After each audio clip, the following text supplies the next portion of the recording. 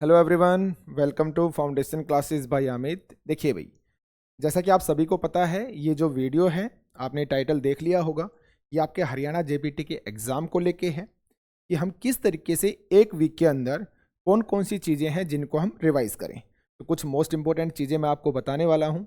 HSSC के जो exam देखते हैं हम पीछे के, क्योंकि आपका ये एग्ज़ाम कौन लेगा, एचएसएससी लेने वाली है। तो जब अगर हम उसका पीछे का पैटर्न देखते हैं, कुछ क्वेश्चंस को देखते हैं, तो हमें थोड़ा सा उस बारे में आइडिया लग जाता है। ठीक है, तो चलिए कुछ चीज़ों पे हम बात करेंगे, इंपॉर्टेंट है, देखते रहिएगा। देखो, जैसे कि आप सभी को पता है कि आपका एग्ज़ाम कब होना है। आपका एग्ज़ाम होना है 28 सितंबर को, ये आपकी टेंटेटिव डेट दे रखी है। तो अगर आपका 28 सितंबर को एग्ज़ाम होता है तो उसके अकॉर्डिंग आपके पास सिर्फ और सिर्फ कितना है, 1 वीक का समय है। यानी आज आपकी 20 तो हो ही गई है। ठीक है, तो आपका 1 वीक ही ऑलमोस्ट बचा है आपके पास। ठीक है, तो इस सिचुएशन में क्या पढ़ना चाहिए, सबसे बड़ी ये है प्रॉब्लम। ठीक है, जिसके माइंड में, हमारे माइंड में चलता भी रहता है कि लास्ट समय है, तो हम कोशिश करते हैं मैक्सिमम से मैक्सिमम चीज़ों को रिवाइज करने को लेके। ठीक है, तो ऐसी कौन सी चीज़ें हैं जो आप लास्ट वीक के अंदर रिवाइज कर सकते हैं, तो हम उनके बारे में थोड़ा सा बात करने वाले हैं। तो चलो स्टार्ट करते हैं। देखो भाई, स्टार्ट करने से पहले याद रखिएगा, अगर आप चैनल पर पहली बार जुड़ रहे हैं तो 100% यहाँ पे जो बताई गई चीज़ें होंगी आपके लिए काम आएंगी ही आएंगी। तो चैनल को सब्सक्राइब कर लीजिएगा। हमारी एप्लीकेशन है फाउंडेशन क्लासेस बाय अमित के नाम से, इसको आप लोग इंस्टॉल कर लेंगे, लिंक वीडियो के डिस्क्रिप्शन में मिलेगा। टेलीग्राम ग्रुप को भी ज्वाइन कर लेना, लिंक वीडियो के डिस्क्रिप्शन में मिलेगा। कोई डाउट हो, कोर्स से संबंधित कुछ पूछना हो या वैसे कोई पूछना हो, तो आप इस व्हाट्सएप नंबर पर मैसेज या कॉल कर सकते हैं। ठीक है, तो चलिए भाई, देखिए आपके जो मार्क्स हैं वो भी इंपॉर्टेंट है, वो भी कहीं ना कहीं आपका मैटर करते हैं कि कौन सा सब्जेक्ट कितने मार्क्स का आपका पूछा जा रहा है। तो इस चीज़ को भी आप कहीं ना कहीं माइंड में रख के चलिएगा। ठीक है, जैसे अगर हम यहाँ पे बात करें सबसे पहले ईवीएस के बारे में, जो आपका ईवीएस का जो पोर्शन आएगा उसमें आपके 10 क्वेश्चन आने हैं, क्योंकि सिर्फ और सिर्फ आपके कितने क्वेश्चन आएंगे, 10 क्वेश्चन आएंगे। ठीक है, अब सिलेबस उन्होंने जो दे रखा है वो आपका एग्जैक्ट जो सीटेट वाला जो सिलेबस है, एग्जैक्ट वही सिलेबस दे रखा है। एग्जैक्ट जो आपका एस्टेट का सिलेबस है वही आपका सिलेबस दे रखा है एज इट इज। लेकिन अगर आप एस्टेट के सिलेबस को देखते हो या उसके क्वेश्चन पेपर को देखते हो तो आपको आइडिया लग जाता होगा कि वहां पे किस लेवल के क्वेश्चंस उन्होंने पूछ रखे हैं। ठीक है, उसके बाद मैंने अभी क्या किया कि जो आप एचएसएससी के जो एग्जाम होते हैं ना, क्योंकि आपका एग्जाम कौन लेने वाला है, हरियाणा स्टाफ सिलेक्शन बोर्ड ही लेगा, आपको पता है अच्छे से, है ना, उन्होंने नोटिफिकेशन निकाली है। तो जब हम उनके पेपर्स को देखते हैं तो वहां पे वो ईवीएस के किस टाइप के क्वेश्चंस पूछते हैं उसके अकॉर्डिंग हम देखने वाले हैं चीजों को। तो थोड़ा सा आप उसी के अकॉर्डिंग चीजों को रिवाइज कर लेना। ठीक है, अब देखो इतने कम समय में सारी चीजें तो रिवाइज करना पॉसिबल है नहीं, क्योंकि आपको सारे सब्जेक्ट रिवाइज करना चाह रहे हो आप, है ना। तो कैसे करोगे आप, आपके जितने भी इंपॉर्टेंट डेज बनते हैं, ये मात्र आपके 10 क्वेश्चन आने हैं, ये भी माइंड में रखना। आपके जैसे इंपॉर्टेंट डेज हैं कि आपका पर्यावरण दिवस कब मनाया जाता है, 5 जून को मनाया जाता है, साथ में उनकी लेटेस्ट में जो थीम है ना वो पक्का याद रखना। और लेटेस्ट में नहीं, 1 साल पहले की भी, क्योंकि 2023 के अंदर जब आपका पर्यावरण दिवस मनाया गया था ना, उसकी थीम क्या है, और 2024 में जो आपका मनाया गया उसकी थीम क्या है। क्योंकि जब कोई डे मनाते हैं ना तो उसकी एक थीम रखी जाती है ना, तो उसको आप 100% करना। ठीक है, अब अगर मैं जैसे यहाँ पे आपके सामने बात करूं तो ये आपके एचएसएससी में पूछा गया ही क्वेश्चन है। क्या पूछा था कि राष्ट्रीय लुप्त प्राय प्रजाति दिवस आपका कब मनाया जाता है, ये आपके पूछा गया क्वेश्चन है हरियाणा स्टाफ सिलेक्शन के अंदर। तो आप ये भी देख सकते हैं कुछ अलग ही पूछने की वो कोशिश करेंगे। तो कब मनाया जाता है, ये आपका मई का तीसरा शुक्रवार, और 2024 में आपका ये 17 मई को था, तो 17 मई को ये मनाया गया। तो समझ में आ गई बात, इस टाइप की चीजें। और मैंने क्वेश्चंस को देखा आगे, तो आपके इंपॉर्टेंट डिजीज जो आप रिवाइज कर सकते हो कि कौन सा आपका जल से होता है, कौन सा आपका दूषित पानी से होता है, किस डिजीज का मतलब जीवाणु से है, बैक्टीरिया से है, मतलब आपका वायरस के साथ है, किसके साथ कौन सा डिजीज है, आप इन चीजों को रिवाइज कर सकते हैं। प्रोटोकॉल्स, प्रोटोकॉल जो आपके एनवायरमेंट से संबंधित हैं, वो सारे प्रोटोकॉल्स, जैसे मोन्ट्रियल प्रोटोकॉल हो गया आपका, वियना प्रोटोकॉल हो गया आपका। ठीक है, तो ये सारे के सारे प्रोटोकॉल्स जितने भी हैं वो आपको 100% पता होना चाहिए, और थोड़ा सा उनके बारे में डीपली याद रखना कि कौन सा प्रोटोकॉल कब हुआ था। ठीक है, किस चीज से वो संबंधित था, ये चीजें मेनली कब हुआ था ये भी याद रखना। ठीक है, उसके बाद करें अनुसंधान संस्थान के बारे में, तो आपके एचएसएससी में ही पूछा गया है कि राष्ट्रीय वनस्पति अनुसंधान संस्थान। तो आपके एनवायरमेंट से संबंधित जितने भी अनुसंधान संस्थान है उनको आप याद रखना कि कहां पे है, कौन सा, है ना। तो ये आपको याद रखना है। अगर हम बात करें नेशनल पार्क और आपका बायोस्फीयर रिजर्व के बारे में, तो आपका जैसे कान्हा नेशनल पार्क कहां पे पड़ता है, मानस कहां पे पड़ता है, ये पूछे गए हैं। स्टाफ सिलेक्शन कमीशन जो आपका हरियाणा स्टाफ सिलेक्शन जो कमीशन है, उसके अंदर ये आपके पूछे गए हैं, वही मैंने यहाँ पे लिख रखे हैं। आपके जितने भी मोमेंट्स हैं रिलेटेड टू आपके एनवायरमेंट, चिपको आंदोलन आपका हो गया, विश्नोई जो अमृता देवी विश्नोई है उनके बारे में हम पढ़ते हैं, तो वो सारी चीजें जितने भी आपके मोमेंट्स एनवायरमेंट से संबंधित है ना, तो वो आपको याद रखने ही रखने हैं। तो उनको थोड़ा सा आप रिवाइज करना, खुद के पास नहीं है नोट तो थोड़ा सा गूगल पर से सर्च करके भी आप कर सकते हो, ठीक है। तो ऐसी चीजें आपको याद रखनी है। टाइगर डे आपका पूछा जा चुका है 29 जुलाई को, एलिफेंट डे आपका 12 अगस्त को पूछा जा चुका है। तो ऐसी चीजें आप देखिए उनके अंदर। आगे अगर बात करें हम गैस मिक्सचर, जैसे जल गैस है तो जल गैस किन किन गैसों का मिक्सर है, ये पूछा जा चुका है। मैं HSSC के अकॉर्डिंग बता रहा हूँ कि भैया आपका एग्जाम लेने वाला है ना, और एस्टेट में भी अगर आप देखोगे यही चीजें आपकी पूछी जाती हैं। भोपाल गैस त्रासदी कब हुई थी आपकी, उसमें कौन सी गैस का यूज हुआ था, ये पूछा जा चुका है। मैंने पेपर्स देखे उसके अकॉर्डिंग मैं आपको बता रहा हूं।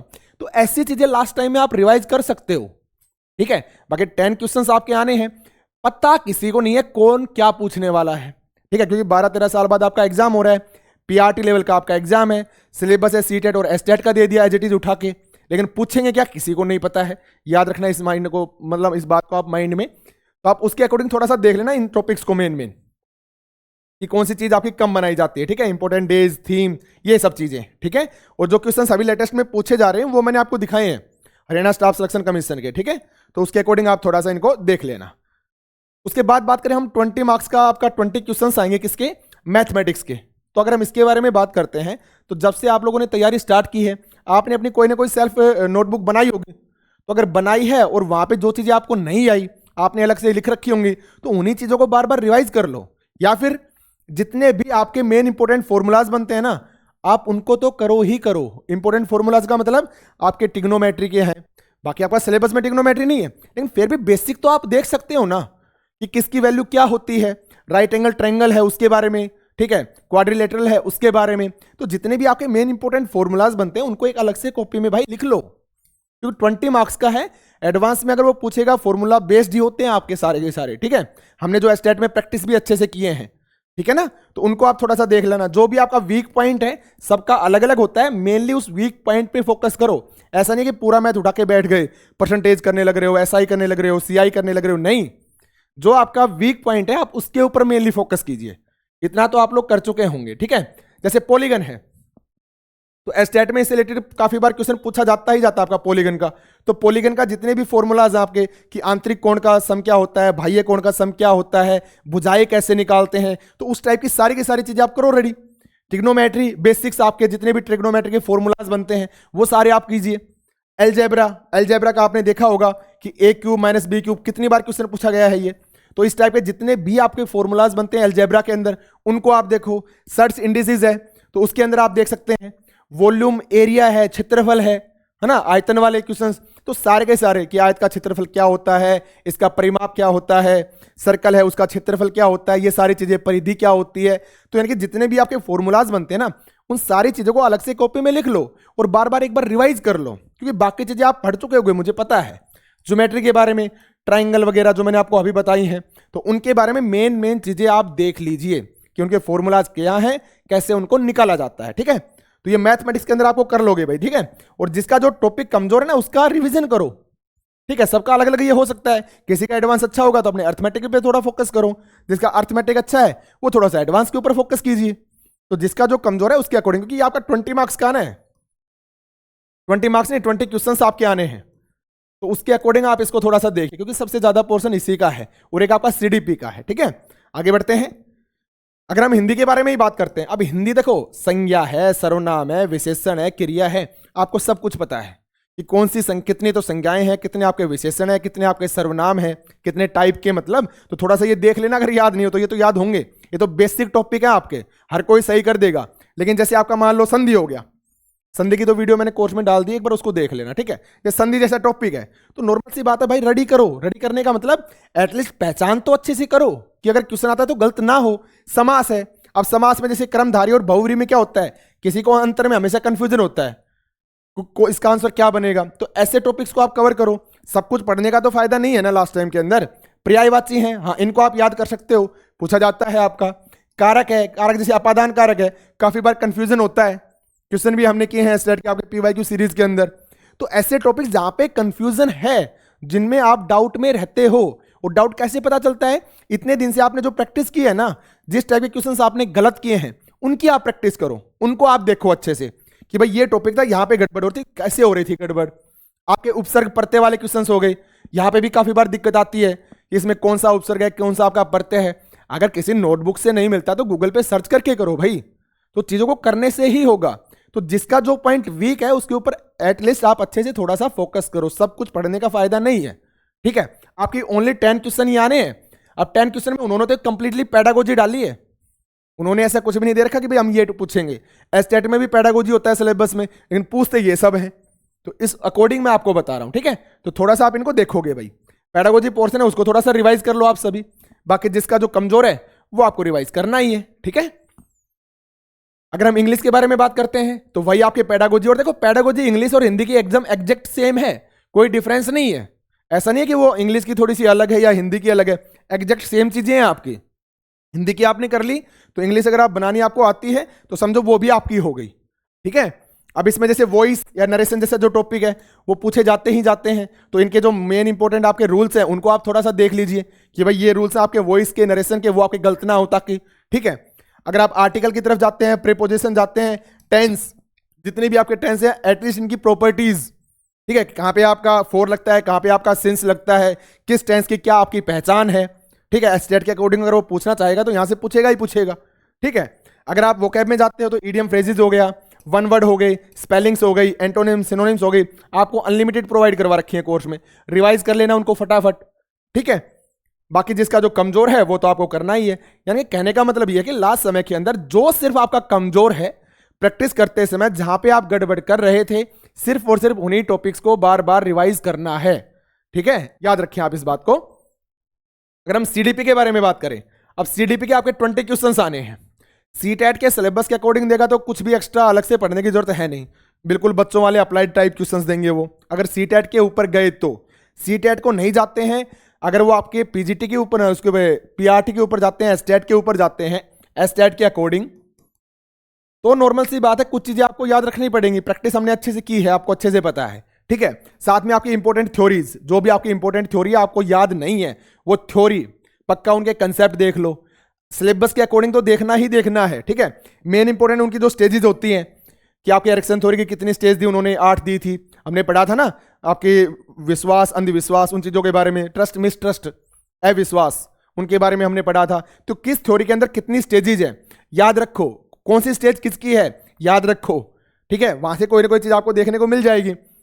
अकॉर्डिंग टू सिलेबस तो हमने नॉर्मल सी बात है चीजों को किया ही है, ठीक है। सारी की सारी पीडीएफ आपके कोर्स के अंदर है, उनको देख लेना, इतनी अच्छी है, आराम से कर पाओगे। साथ में अगर एक्स्ट्रा है तो एक्स्ट्रा का मतलब तो ये है कि भाई सीडीपी बहुत ज्यादा है आपकी, तो एक्स्ट्रा आप ऐसा कुछ कर भी नहीं पाओगे। वो हमने एस्टेट की प्रैक्टिस कर लिए थे क्वेश्चंस आपके, अगर वो उस लेवल पे जाता है तो। बाकी अकॉर्डिंग टू सिलेबस रहा तो आपको दिक्कत आएगी नहीं। इंपॉर्टेंट वर्ड्स किसने दिए, जैसे कई बार पूछ लेता ना कि मानसिक आयु जो वर्ड है वो किसने दिया, इनर स्पीच किसने दी, इंटरनलाइजेशन जो वर्ड है वो किसने दिया है, ठीक है, इगोसेंट्रिज्म जो वर्ड है वो किसने दिया है, पूछता है ऐसी चीजें, तो उनको थोड़ा सा फोकस करो। तो ऐसी चीजें जब थ्योरी पढ़ते हो ना, थोड़ा अलग से लिख लिया करो और उनको मैक्सिमम रिवाइज कर लो, ठीक है। क्योंकि आपकी ये 20 क्वेश्चंस आने हैं इसके अंदर, सीडीपी के अंदर, तो थोड़ा सा ऐसी चीजें आप फोकस कीजिए, ओके। उसके बाद अगर हरियाणा जीके अवेयरनेस की बात करें तो देखो ये मैंने करवाई नहीं है आप लोगों को, लेकिन फिर भी मैं आप लोगों को सजेस्ट करूंगा कि all previous year questions Haryana GK के आपको करने ही करने हैं, ठीक है। जहां से भी आप लोग पढ़ रहे हैं ना, मेनली प्रीवियस ईयर क्वेश्चंस के ऊपर फोकस करना मेनली, ठीक है। क्योंकि आपके चाहे एस्टेट हो, कोई भी एग्जाम हो, प्रीवियस ईयर के ऊपर चीजें पूछता ही पूछता है। उसके बाद जो अवेयरनेस का आपका जो टॉपिक है, जैसे मतलब करंट का से रिलेटेड जो चीजें, तो जो भी आपका टीजीटी या पीजीटी का सिलेबस है ना, क्योंकि पीआरटी वाले सिलेबस में इन्होंने ऐसा कुछ नहीं दिया कि भाई हम जनरल अवेयरनेस पूछने वाले हैं, इस टाइप की चीजें। लेकिन आप टीजीटी और पीजीटी का जब एग्जाम देखेंगे ना, कोई भी जो एचएसएससी आपका लेती है, तो उसके अंदर जो सिलेबस देखोगे वहां पे जो करंट का सिलेबस दे रखा है ना, जैसे आपकी योजनाएं वगैरह हैं, तो वहां से उन टॉपिक्स को देख के और वो गूगल पे सर्च करके या गूगल पे या फिर यूट्यूब पे सर्च करके उनको थोड़ा सा कवर कर लेना, ठीक है। अवेयरनेस के अंदर आप इतना ही कर सकते हो, ठीक है। कोई फसल बीमा योजना वगैरह है, कोई लेटेस्ट में आई हो, उस टाइप की चीजें, तो वो सब चीजें आप थोड़ा सा देख लेना भाई, ठीक है। तो ये आपका हो गया एचआरजीके और अवेयरनेस का, ठीक है, याद रखना आपको। तो ये था भाई जिसके बारे में आपको बताना चाहता था कि एंड टाइम में आप ये चीजें बार बार रिवाइज कर सकते हो। बाकी सब कुछ पढ़ने की कोशिश करोगे तो कहीं ना कहीं नॉर्मल सी बात है, आसान चीजों को भी आप बार बार रिवाइज करते ही रह जाओगे, तो आसान को नहीं करना है, जिसमें भी आप कमजोर हो, जो भी चीजें आपकी वीक है ना, मेनली अब लास्ट टाइम में उनके ऊपर फोकस कर लेना, तभी आपको ज्यादा से ज्यादा फायदा होने वाला है, याद रखें आप, ठीक है। बाकी भाई जो भी आपके स्टेट वगैरह की अगर कोई तैयारी कर रहा है या चाहते हैं कि आने वाले टाइम में आप और बेस्ट तरीके से हर चीज को कवर कर सकें, तो स्टेट का हमारा बैच है जो अभी इसमें लाइव क्लासेस आपके स्टार्ट हो जाएंगी, तो आप इसको ज्वाइन कर सकते हैं। बेस्ट वे में हर चीज को कवर करेंगे, सारी सीडीपी के जितनी भी थ्योरीज बनती है आपकी, सब, चाहे वो गैने थ्योरी हो, चाहे पाउलाओ थ्योरी हो, चाहे स्किनर थ्योरी हो, सब कुछ कवर करेंगे, ठीक है। गेस्टाल्ट की थ्योरी, सब कुछ, तो देख लेना भाई आप इसको। तो आज के वीडियो में आप सभी के लिए इतना ही था। चैनल को जो फर्स्ट टाइम जुड़ रहे हैं, चैनल को सब्सक्राइब करना बिल्कुल भी ना भूलें। 100% यहाँ से आपको हेल्प मिलेगी ही मिलेगी। Thank you very much everyone, धन्यवाद।